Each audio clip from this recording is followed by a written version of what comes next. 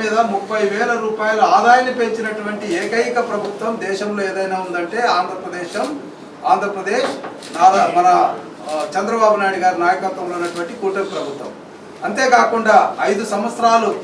నిర్వీర్యమైనటువంటి స్థానిక సంస్థలకు 2,563 కోట్ల రూపాయలు ఈ 7 నెలల్లో ఇచ్చినటువంటి, అదేవిధంగా ఏవైతే బకాయిలు ఉన్నాయో దాదాపుగా 2,000 కోట్ల రూపాయలు బకాయిలు చెల్లించి మరి వివిధ కార్పొరేషన్లకు 9,963 కోట్ల రూపాయలు కేటాయించి ప్రతి రంగాన్ని కూడా ఆదుకుంటూ అన్ని రంగాల్లో సుస్థిరతను కాపాడుకుంటూ అభివృద్ధి వైపు నడిచేటటువంటి ఈ ప్రభుత్వంలో కూటమి ప్రభుత్వం బలపరిచినటువంటి ఆలపాటి రాజా గారిని మనం గెలిపించాలి. ఎందుకంటే ఆలపాటి రాజా సమర్థుడు, అంతేకాకుండా 40 సంవత్సరాల సుదీర్ఘ అనుభవం ఉన్నటువంటి రాజకీయ నాయకుడు. మరి అంతేకాకుండా కూటమి ప్రభుత్వంలో ఏదైనా సమస్య వచ్చినప్పుడు నేరుగా వెళ్ళి ఆ సమస్య పరిష్కరించగలిగినటువంటి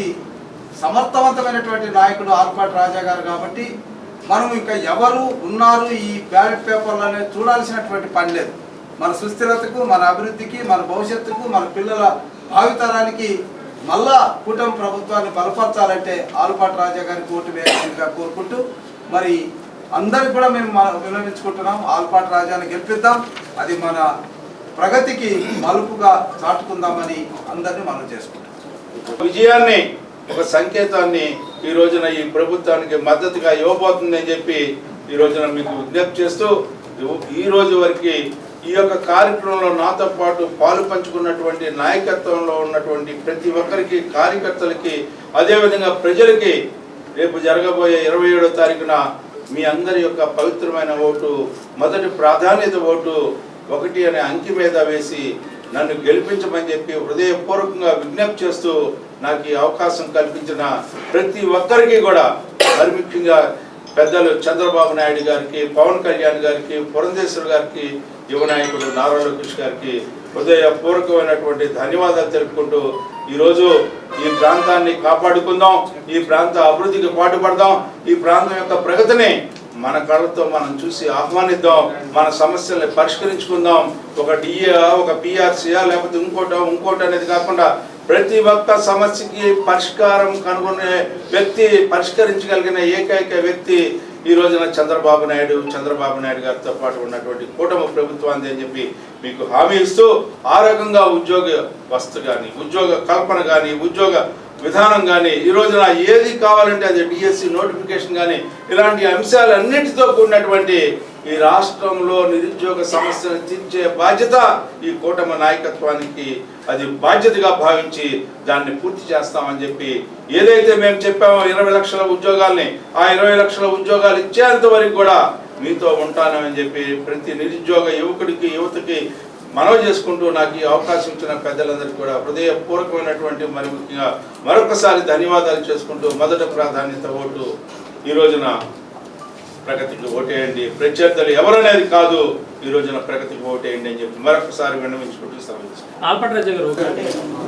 దాదాపు సెప్టెంబర్ మాసం నుంచి రేపు 27వ తారీఖు జరగబోయే ఉమ్మడి కృష్ణా గుంటూరు జిల్లాల పట్టభద్రుల ఎమ్మెల్సీ ఎన్నికల సందర్భంలో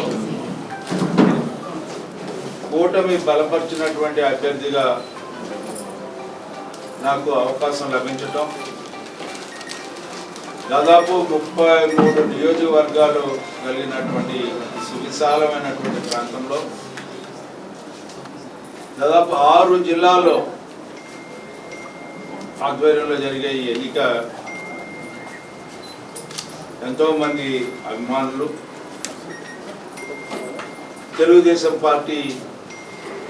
నాయకత్వం, అదేవిధంగా కూటమిలో భాగస్వాములైనటువంటి జనసేన నాయకత్వం, బీజేపీ నాయకత్వం, వీరందరి యొక్క సహకారంతో ఈ 6 నెలల కాలంలో తొలి విడతగా ఓటర్ల నమోదు కార్యక్రమం, ఓటర్ల వెరిఫికేషన్ కార్యక్రమం, క్లెయిమ్స్ అండ్ అబ్జెక్షన్స్ కార్యక్రమం, మళ్ళీ విడత ఓటర్ల జాబితా, ఆ తర్వాత ఇంటింటికి కూటమి నాయకత్వంలో ప్రతి ఒక్కరిని కలవాలనే ప్రయత్నం. దీంట్లో భాగంగానే పట్టభద్రుల్లో ఉద్యోగాలు, సంఘాలు, ఉద్యోగస్తులు, నిరుద్యోగ యువత, రైతులు, కార్మికులు,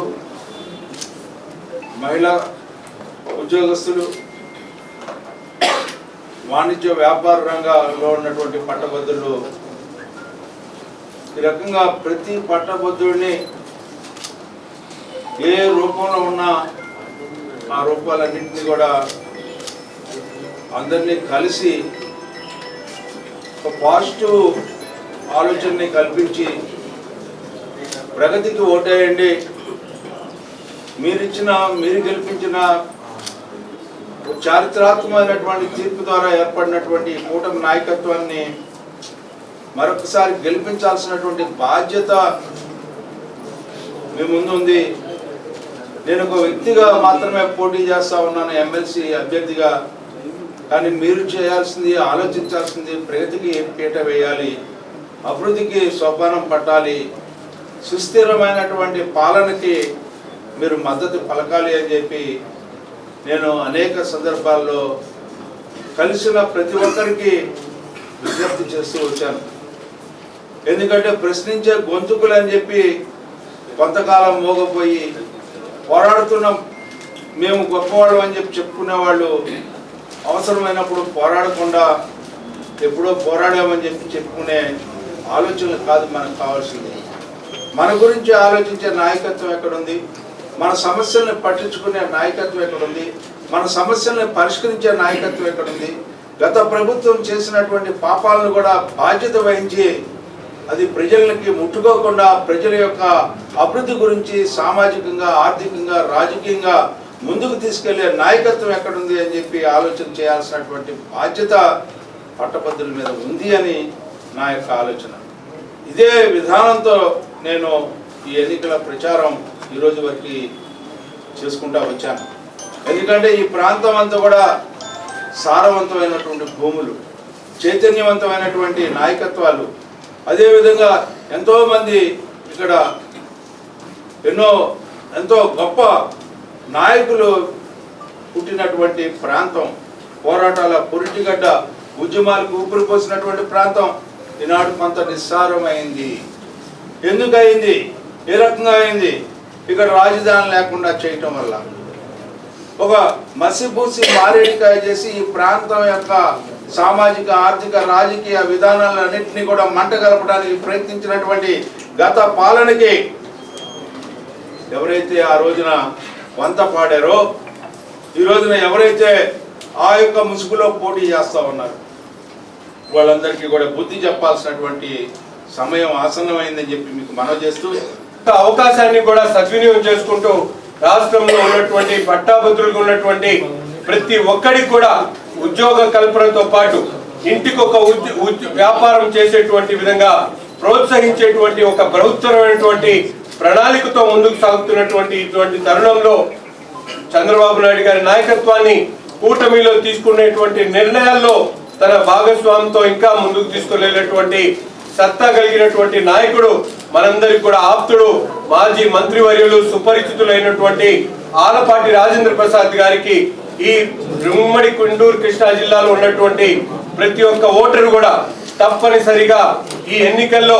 మొదటి ప్రాధాన్యత ఓటును ఆలపాటి రాజేంద్ర ప్రసాద్ గారికి ఓటేసి చంద్రబాబు నాయుడు గారి నాయకత్వాన్ని, కూటమి నాయకత్వాన్ని బలపరచాలని చెప్పి మనస్ఫూర్తిగా పేరు పేరున ప్రతి ఒక్క ఓటర్ మహాశయుని కూడా రెండు చేతులెత్తి వేడుకుంటా ఉన్నాం.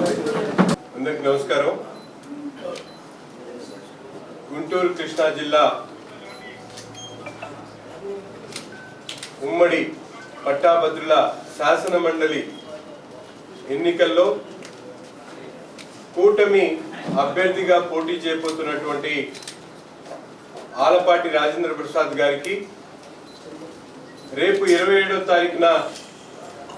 జరగబోతున్నటువంటి ఎన్నికల్లో రాష్ట్రంలో ఉన్నటువంటి మేధావులు, ముఖ్యంగా ఉమ్మడి కృష్ణా గుంటూరు జిల్లాలో ఉన్నటువంటి పట్టాభద్రుల దగ్గర నుండి మేధావులు, నిరుద్యోగులు, పెద్ద ఎత్తున ఉన్నటువంటి ఉపాధ్యాయులు విరివిరిగా తమ అమూల్యమైనటువంటి ఓటును తప్పనిసరిగా మొదటి ప్రాధాన్యత ఓటును తప్పనిసరిగా ఆలపాటి రాజేంద్ర ప్రసాద్ గారికి వేసి అఖండ మెజారిటీతో గెలిపించాలని చెప్పి మనస్ఫూర్తిగా ప్రార్థిస్తా ఉన్నాం. ఈరోజు మనందరం కూడా చూస్తా ఉన్నాం, గత 8 నెలల క్రితం జరిగినటువంటి సాధారణ ఎన్నికల్లో రాష్ట్రంలో వర్గాలకు, ప్రాంతాలకు అతీతంగా కూటమి ప్రభుత్వాన్ని ప్రజలు అఖండ మెజారిటీతో గెలిపించినటువంటి పరిస్థితులు. ఒక పక్కన కార్మికులు కానీ, సామాన్యుల దగ్గర నుండి చదువుకున్నటువంటి వ్యక్తుల దాకా అందరూ కూడా ఉమ్మడిగా ఒక ఎజెండాతో రాష్ట్ర అభివృద్ధిని ఆకాంక్షించేటువంటి ప్రతి ఒక్క పౌరుడు కూడా ముందుకొచ్చి కూటమి ప్రభుత్వాన్ని, చంద్రబాబు నాయుడు గారి నాయకత్వాన్ని బలపరిచినటువంటి పరిస్థితులు. ఈరోజు చంద్రబాబు నాయుడు గారు గత 8 నెలల్లో కూటమి ప్రభుత్వం ఉన్నటువంటి చంద్రబాబు నాయుడు గారు కానీ, పవన్ కళ్యాణ్ గారు కానీ, కేంద్రంలో ఉన్నటువంటి నరేంద్ర మోడీ గారి సహకారంతో చేపడుతున్నటువంటి అభివృద్ధి కార్యక్రమాలు ప్రతి ఒక్కరికి కూడా కనిపిస్తా ఉన్నాయి. సామాన్యులు ఇచ్చినటువంటి తీర్పు ఈరోజు చదువుకున్నటువంటి పట్టాభద్రులకు ఉన్నటువంటి ప్రతి ఒక్కరు కూడా దాన్ని కొనసాగింపుగా మనందరి అభ్యర్థిగా ఉన్నటువంటి ఆలపాటి రాజేంద్ర ప్రసాద్ గారిని గెలిపించి ఏదైతే ఈ అభివృద్ధి సంక్షేమ కార్యక్రమాలు కొనసాగుతా ఉన్నాయో దాని అందరినీ కూడా తట్టేటువంటి కార్యక్రమాన్ని ముందుకు తీసుకుని వెళ్ళేటువంటి బాధ్యతను ఈరోజు మేధావులందరూ కూడా తీసుకోవాల్సినటువంటి ఆవశ్యకత ఎంతైనా ఉంది. ఈరోజు మనందరం కూడా చూస్తా ఉన్నాం, రాష్ట్రంలో రాజధాని ఏది అంటే గూగుల్ సైతం కూడా సమాధానం చెప్పలేనటువంటి పరిస్థితులు గత 8 ఈ రాష్ట్రానికి మంచి పేరు వస్తుంది, ఇక్కడ ఉన్నటువంటి మన జిల్లాకు కూడా మంచి పేరు వస్తుంది, ఉన్నటువంటి సమస్యల పరిష్కారానికి కూడా మంచిగా ఉంటుందని చెప్పి ప్రతి ఒక్కరు కూడా ఆలోచించి ప్రతి ఒక్కరు కూడా ఈ యొక్క ప్రభుత్వానికి మద్దతుగా మీరందరూ కూడా ఓటు వేసి రాజేంద్ర గారిని గెలిపించాల్సిందిగా కోరుకుంటూ ఇటువంటి నాయకులు కూడా ఉండాలని ఈ రోజున ఆలపాటి రాజేంద్ర ప్రసాద్ గారిని ఉమ్మడి అభ్యర్థిగా ఈ రోజు ఎన్నికల్లో నిల్చోబెట్టడం జరిగింది. ఈ రోజున గుంటూరు కృష్ణా పట్టభద్రుల నియోజకవర్గ శాసన మండలి ఎన్నికలకి ఉమ్మడి పార్టీల అభ్యర్థిగా ఆలపాటి రాజేంద్ర ప్రసాద్ గారు పోటీ చేయడం మనందరికీ తెలిసిన విషయం. అట్లానే అన్ని పార్టీల వారు కూడా ఏదైతే విజ్ఞులుగా ఉన్నటువంటి ఓటర్లు ఉన్నారో, గ్రాడ్యుయేట్స్ గా ఉండి, ఉద్యోగస్తులుగా ఉండి, నిరుద్యోగులుగా ఉన్నటువంటి వారు కూడా ఈరోజు ఉమ్మడి అభ్యర్థి రాజేంద్ర ప్రసాద్ గారు గెలిస్తేనే కొంతవరకు ఈ శాసన మండలిలో మన తరఫున వాణి వినిపించడానికి కానివ్వండి, ఏదైనా సమస్య పరిష్కారం కోసం శాసన మండలిలో ప్రభుత్వం మీద ఒత్తిడి తీసుకొచ్చి సమస్య పరిష్కారానికి కృషి చేయగలుగుతారు రాజేంద్ర ప్రసాద్ గారిని అందరికీ తెలిసిన విషయం. ఒకప్పుడు శాసన మండలి అంటే చాలా గొప్ప వ్యక్తులు, మేధావులు, సొసైటీలో మంచి పేరున్నటువంటి వ్యక్తుల్ని శాసన మండలికి ఎన్నుకోవడం చూసాం మనం. ఉదాహరణకి రోషి గారు, యనమల రామకృష్ణ గారు తదితర పెద్దలందరూ చూసాం మనం. కానీ గత 5 సంవత్సరాలు కనుక చూసుకుంటే మనం శాసన మండలి అపహాస్యం చేసే విధంగా శాసన మండలి చైర్మన్గా ఉన్నటువంటి షరీఫ్ గారిని కులం పేరుతో, మతం పేరుతో కించపరిచే విధంగా అటువంటి వ్యక్తుల్ని ఎమ్మెల్సీలుగా చేసి గత ముఖ్యమంత్రి జగన్మోహన్ రెడ్డి గారు ఆ వాతావరణాన్ని, శాసన మండలి యొక్క వాతావరణాన్ని కలుషితం చేయడం జరిగింది.